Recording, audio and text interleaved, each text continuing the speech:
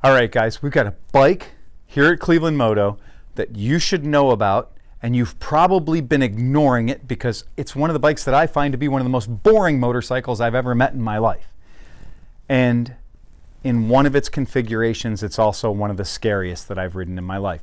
So this is the 2015 Honda, get ready for this because it's a mouthful, it's the CTX700NF, that last our November Foxtrot, NF.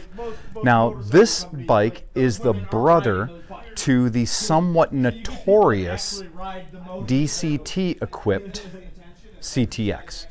And what's weird is when you imagine yourself going into a dealership, you'd think on, this one hand you'd have a manual transmission motorcycle that has 6-speed gearbox, and then you'd have this fancy pants dual clutch transmission, semi-automatic, shifts when it wants to, but gives you some feeling of control motorcycle over here. And the manual transmission would be considered to be the standard, and the fancy pants transmission would consider to be the optional item.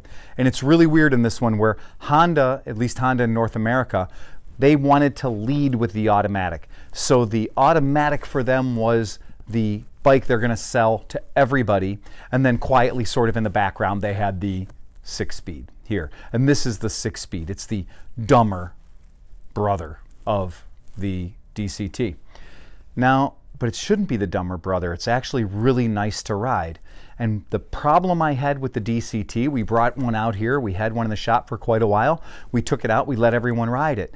And what would happen is you'd be in the middle of a turn, a nice lazy left-hander in the park, and the thing would change gears on you right in the middle of your turn. And that is really not cool. I think that a bike that has the ability to change gears on its own should not change gears unless either I tell it to or there's a radical power change there. So it should be able to hold the gear as I'm cruising through the corner. What happened on these bikes is they would decide that the gear ratio wasn't right as you were decelerating through the turn, and you'd get this very abrupt back wheel drag feeling. Now, I'm not going to say it was dangerous, but it felt weird, and it was weird enough for me to not like riding the bike. This is a traditional 6-speed transmission. It does everything the way a normal 6-speed transmission would do it. You put it in a gear, it stays there, it has a clutch. It's for people that know how to operate a manual transmission motorcycle. The interesting thing is what I think ruined the reputation of its dual clutch brother, and therefore kind of cast a bad shadow on the term CTX 700. All that is missing on this bike, and what you end up with is a really good bike. So you take away the automatic transmission, and this is a bike I really like riding all of a sudden. Why? Well, because it makes an excellent entry-level or middleweight motorcycle. It has a very comfortable riding position without you having to go buy black leather and fringe. So you don't have to say, I got a cruiser, and which leads to the next question of, well, is it a Harley? Well, no, but it's Harley compatible. No, you don't have to say you own a cruiser with this. You can just own a damn motorcycle, and that's what this is. And it happens to be a really good motorcycle. Here's why. Let's just start with the basics. It's a 700cc motorcycle, and it puts out around 50 horsepower. Once again, those numbers, pretty good. But here's that rewarding thing we talk about, those torques. We like the torques around here, and this has got 45 foot-pounds of torque at a very low 4,750 RPM. That's another thing that you should know about this motor. This is a parallel twin 8-valve motor. It's very low. It keeps a very, very low center of gravity on this bike. And this motor is not going to let you run out to 6,500 RPM or 10,000 RPM. Oh God, that's out of the question. About 6,200, 6,400 RPM, the rev limiter cuts in on this. So it is a very, very low RPM, great mid-range, great bottom-end motor. Like I said, 49 horsepower, 45 foot-pounds of torque, all at around 4,700 RPM. And that RPM is a point where most people aren't even thinking about shifting yet. So when you do go out and ride one of these, you're going to have to change your mindset a little bit to realize it's not whoop, shift. It's more whoop, shift, whoop, shift. And you're going to get back from that something along the lines of around 65 to 70 miles per gallon, which is going to get you in that 180 to 200 mile range. And this bike will be happy to go any kind of distance for you. We have customers that are riding these bikes all around America, very long distance. Honda makes loads of great accessories for this thing.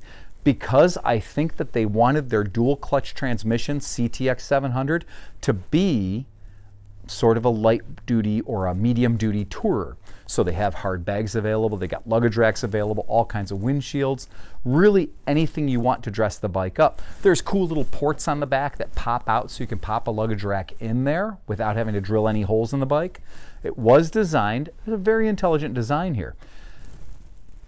CTX, I like it when the words mean something. I like it when the letters actually are an acronym for a thing. And on this one it is. The C, they said, stood for comfort. It's got a low noise signature, and it does. It's very quiet. Its exhaust ports are actually inside the head, so it only has one exhaust outlet. You're only going to see one pipe coming off the front of this bike, and you'll notice the pipe has a really big power valve on there. That's to keep that low RPM back pressure that you'll need to keep that torque up. So it does have a mechanically controlled exhaust valve that you can see on the front of the motorcycle. That's the comfort, low noise, low CG. Once again, part of that first letter C, the low center of gravity. This bike has a very, very low center of gravity with a very low 28-inch seat height and a very low center of gravity. When you look at this thing, look where the cylinders are. Look where the heads are. See the frame? The frame is resting 6 or 8 inches above the center of gravity of the motor. So that motor, it's a very lightweight motor. It's a very low friction motor. It sits very low in the frame. It makes this bike handle really, really well. It's easy to make pinpoint turns on this bike. It's easy to change directions on this bike. And, again, low seat height. That's the C for comfort. T, they want technology. CTX, T is the technology.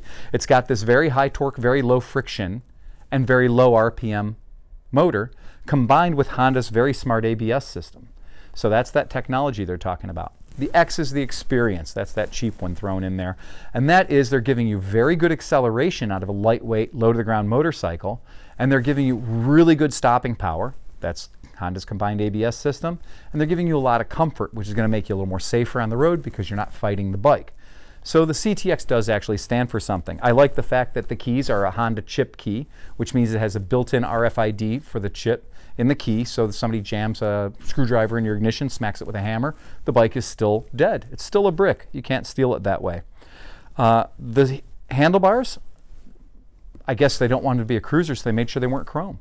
They made sure they were black, and the handlebars do pull back quite a distance.